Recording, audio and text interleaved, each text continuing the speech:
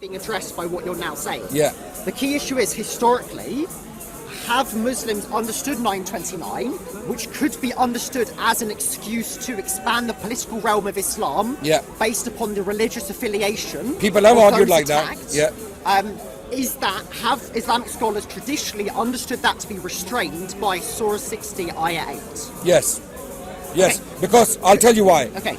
Because we're dealing with a topic on we're dealing with non-Muslims treatment, right? I don't Generally. think we are. So you're talking about Sorry, just to clarify.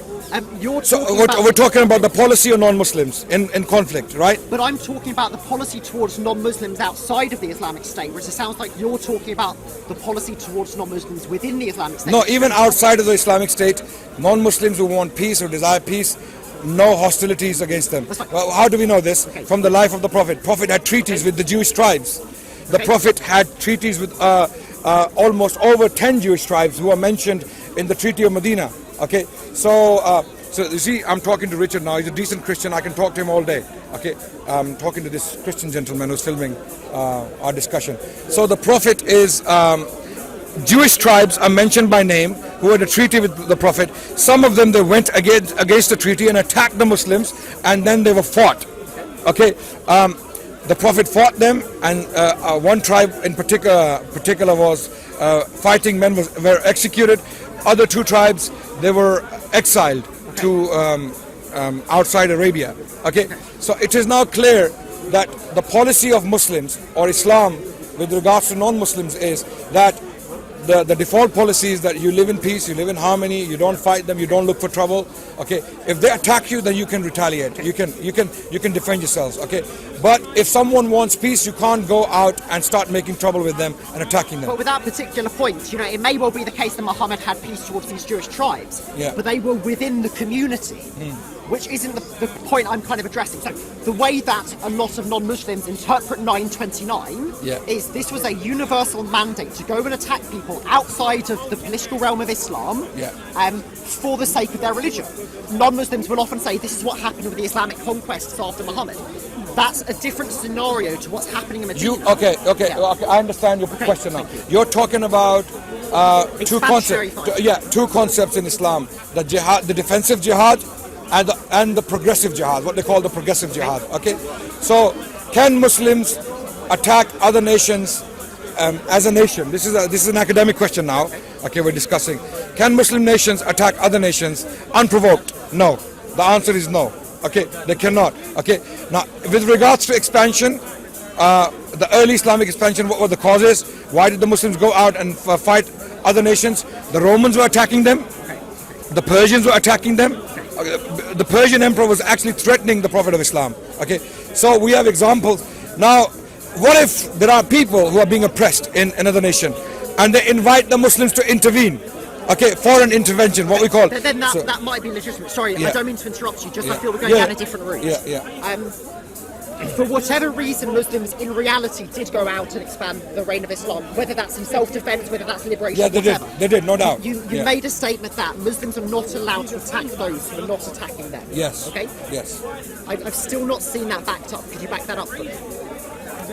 Throughout Islamic history, the life of the Prophet, the entire life of the Prophet. Okay. The entire life of the Prophet, he never attacked anyone unprovoked. Never. Let me rephrase it. Yeah. Okay, to take a slightly polemical tone, I'm not presenting this, someone could present this. Yeah, sure. How can you say that Muslims can only attack in self-defense in the light of 929? You then brought up 68, and then... No, even 929. Okay, even 929 clarifies the context. Okay, good. Because 929 is talking about Romans. The sabab al-nuzul, the reason. Sorry, how do we know? Yes. From hadith, from the prophetic tradition. For example, in Bukhari, for example, we have a report that when the Prophet was he was thought to have divorced his wives, and one of Umar's daughters, Hafsa, was married to the Prophet, and Umar heard that the Prophet divorced his wives. So. Not Umar, sorry, one of the Prophet's companions came running to the house of Umar to tell him that Prophet has divorced his wives, which was a rumor, which was not true. When he knocked the door and Umar opened the door the first question Umar asked, why are you knocking my door like that? Have the Romans come? Okay, so this highlights the fact that the Muslims were expecting an invasion by the Romans. Okay, how do we know this? The Battle of Mu'tah. The Battle of Mu'tah. When one of the Prophet's messengers was killed by the bordering tribes, you know, these were Arab bordering tribes. They were allies of the Romans, and one of the tribal leaders had killed one of the messengers of the Prophet. That's why he sent an expedition with 3,000 men to retaliate or to avenge the murder of that messenger. And the Romans fought the Muslims. 3,000 Muslims fought Romans, Muslims are outnumbered by large, and they retreated into the desert, led by Khalid bin Walid. So now after this skirmish, the Muslims are expecting the Romans to invade. Okay, so this verse was revealed in that context, in chapter 9. So I guess I might want to say, let's assume I accept all these sources. Historically, everything you said is true. The Muslims were anticipating attacks by the Romans, or at least that was a real threat. And correlation does not equal causation. Yeah. So even if it was the case that the Muslims thought the Romans may attack, how do you know that is the reason 929 was given, as opposed to it being correlatory? That is, it happened to be the case that they thought that the Romans might attack, but even if that weren't the case, they were still saying you can fight those who don't believe. Yeah. Especially given the explicitly religious language of 929. I understand your point. That you're saying that the verse could be applied generally by Muslims. Yeah, so it could be, the cultural reasons you've given me, but it doesn't have to be. But it wasn't applied generally. How do we know that? Historically, Muslims never behaved like that. Muslims never attacked other nations unprovoked. Never. Well, you will. In every single case, there was a reason why Muslims ended up in a conflict with another nation. It was either the other nation was conspiring against Muslims, like the Romans, a number of times were sending in spies and they were provoking Muslims to attack, and Muslims attacked in retaliation. So we know that historically that these verses were not applied like that. Yeah, that's how we know that the meaning of the verses cannot be taken out of context. Someone cannot simply go into a tube or into a shopping mall or into a concert, for that matter, and blow up people and use, because our literature, our theology is so watertight, no one can simply justify mass murder or genocide from our sources. This is why, I don't know if you'll agree with me, this is why there are so little examples of genocide in the history of Islam.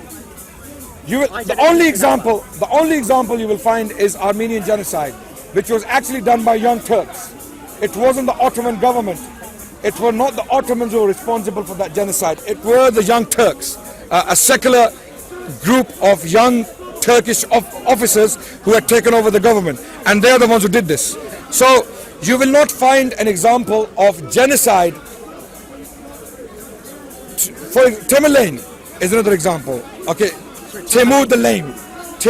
You know, he was a conqueror in Central Asia in the 14th century. He died in the early 15th century. You don't know Timur Lane? Timur the Lame, he's known, or also known as Timur Lane. Okay, check him out. Okay, he conducted many massacres, okay, of his opponents, but most of his victims were Muslims. Amazingly, none of his victims were non-Muslims. He systematically destroyed the Islamic Empire. He even fought the Ottoman Emperor and captured him. Likewise, the first Mughal Emperor Babur conducted, he carried out massacres. Muslims. So let me just wind it back a bit. So let's accept all that. Sorry for interrupting. Do we find examples of genocide in Muslim history like we do in Christian history? I don't really know. Historically. Not that I know of, no, but I don't really know Muslim history. Okay. It's an interesting question you can look into. Sure. But when it comes to Christian history, you know what I'm talking about, right? There were a number of genocides, cases of cannibalism. I'm not saying Christianity is responsible for it. I'm not an extremist like that. Okay, I know people misbehaved historically in a number of... As far as Christianity is concerned, the reason I blame Christianity is for one, I believe Christianity didn't provide enough solutions to its followers. That's why they ended up committing atrocities like this. Okay, because Christians were left without any clear instructions from Jesus. What do you do when you fight? What do you do with the war enemies who are captured in war? Sure. What do you do with the children and women of enemies? Sure, well, I'd say that Jesus did lay down some of those frameworks, but I mean, I'm not really looking to... His framework was general. Love, compassion. We know Jesus taught these things. Yeah, I mean, Christianity teaches more in general terms. Islam gives more specific prescriptions. I don't think anyone denies that. Yeah. Just to roll back, though, so whenever we think about genocide, that's not really the topic I'm looking to get into. Yeah. So let's assume you're right, that the Quran says, you should only be fighting self-defense, you shouldn't be fighting people because of their religion, etc. Why then is there such a... Cause I've tried to read Surah 9 in the light of that framework, in the light of what many Muslims here at Speaker's Corner have told me. Sorry, go repeat the question again. I've tried to read Surah 9 in the light of the idea you just presented, that is, Islam does not condone fighting people for their religion. Yeah. But when I've tried to read Surah 9 that way, I've struggled, because so much of Surah 9 doesn't just seem to be about, fight those who pose a threat to you. Do you have a Quran? Yeah, sure. Yeah, take it out. So much of it, the language seems, and the language and the justification does seem to be religious. Let's read the next verse. The very next verse, verse 30. Verse 30.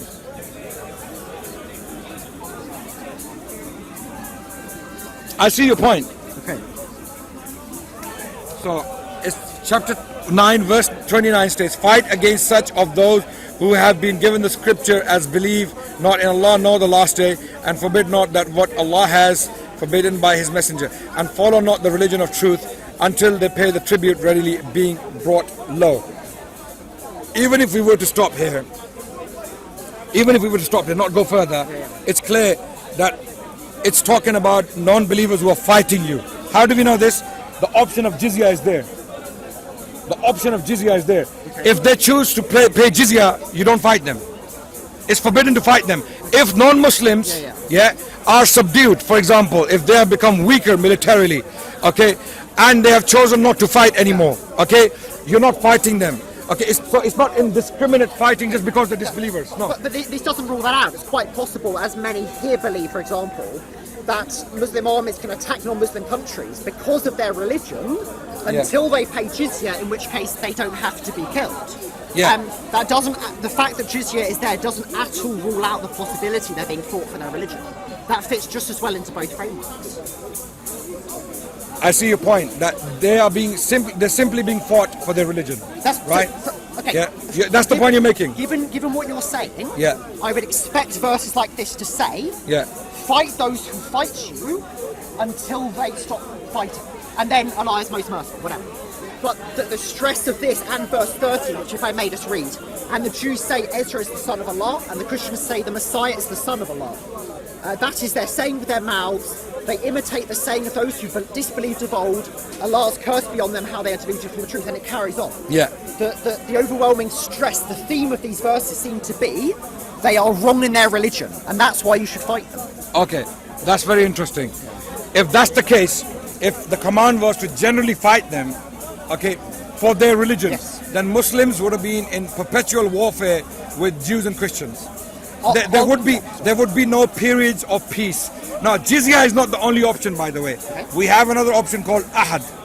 Ahad is a treaty. Okay. It's a term of peace. For example, Muslim nations throughout history were in peace with Romans. Okay. They were in peace with North African governments. Even in Spain, Muslims were in peace with northern governments. I mean, from what I understand of historic jihad theory, the fact that the Quran might command violence against non-Muslims doesn't mean they perpetually have to be. No. You could have a just to talk for 1 minute. Sorry. You could have a peace treaty if in the long run it helped Muslim strategy, etc. So the fact that there were times of peace doesn't disprove that. In fact, and also I would say, Christians don't always follow their religion perfectly. Muslims don't always follow their religion perfectly. Yeah. What I want to know is, without appealing to later history, why is the theme of these verses so religiously oriented? In what sense? As in, it seems to say, fight those who do not believe, and then the following verses are explaining their theological errors and how God's curse is upon them. Okay, if it's just about threats to the Muslim community, why is it you do know that we read the Quran holistically, right? Okay, sure. Yeah, we interpret the Quran in the light of the Quran. Okay, the first reason I've already given you, chapter 8, chapter 60, verse 8. Yes. Clarifies that point. Your question is addressed by that particular part. Why? Because even that verse is talking about conflict. It's talking about conflict. Good. So now we're coming back to that. I think that was a really important verse. I think we went off that verse because we started discussing other reasons as well. Let's read the verse again. Good. So we understand the context. It's actually talking about conflict. Okay. It's not talking about a standard normal situation. Okay.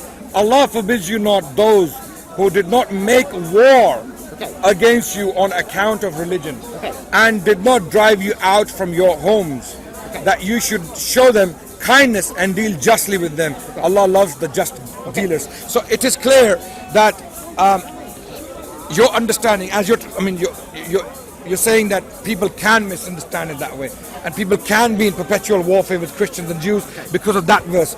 I'm saying that's not possible if you read the Quran holistically.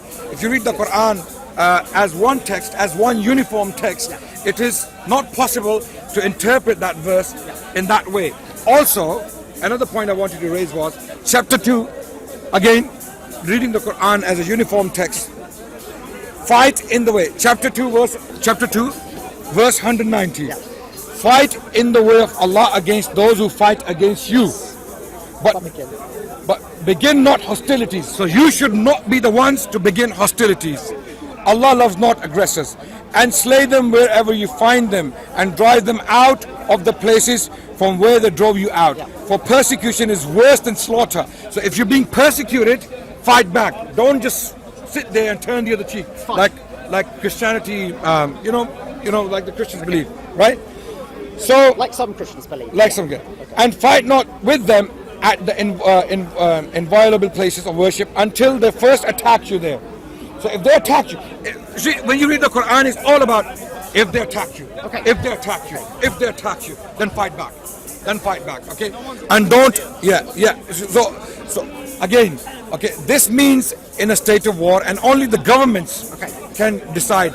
Tom, Dicks, and Harrys walking on the street, individual Muslims cannot apply these verses on the masses at large. So there are a couple of points I wish to make. Thank you. A couple of points I wish to make. One is about, at some point, maybe later on, I'd like to ask you, if we were just interpreting this verse on its own, do you see my point about the religious language? But first of all, before we go there, I want to say, historically, have Muslim, jurists, legal schools, etc., interpreted these verses to whatever that was, 185, whatever it was, and 68, have they interpreted those verses in the light of being abrogated by 929? From what I understand, many in the Islamic legal tradition have considered 929, the sword verse, a very late verse, to override these other verses. No doubt. You're absolutely. So why should Muslims today? The Shafi school of thought in particular, you're absolutely correct. You're right. Okay. The Shafi school of thought is known as the hawkish school of thought in that sense. Is it just the Shafis? Just the Shafis. Just the Shafis. The Hanbalis, the Hanafis, and the Malikis, which are the overwhelming majority of the Muslims. So the Shafis, who are the Shafis? Who are we talking about? We're talking about not even 5% of Muslims today. Okay, Shafis are mainly in Yemen, in Somalia, and some parts of India, and that's pretty much it. Where else? Indonesia and Malaysia, the most peaceful Muslims on the planet. So the most passive Muslim on the planet, Indonesian and Malaysians, and amazingly, no army was sent to them. So Shafi school of thought, some of the jurists from the Shafi school of thought had argued like that, that this verse means war by default with non-Muslims. War by default. But that's a minority perspective in Islam. And that perspective was never accepted as the norm. It was never upheld by Muslim scholars and Muslim governments, historically speaking. This is why we see so little example of Muslims attacking other nations unprovoked. There may be examples. Some people might have followed occasionally the Shafi view, but that view is actually not accepted. It is a view. It is there. It is based upon this very verse. You're not wrong in pointing that out, but majority of the Muslims don't follow that view. Likewise, there are other views, erroneous ideas in Islamic literature. Some people have expressed certain views. They are not accepted. Majority of the scholars come out and condemn. Great. So that's fine. Sorry, guys. We're gonna move.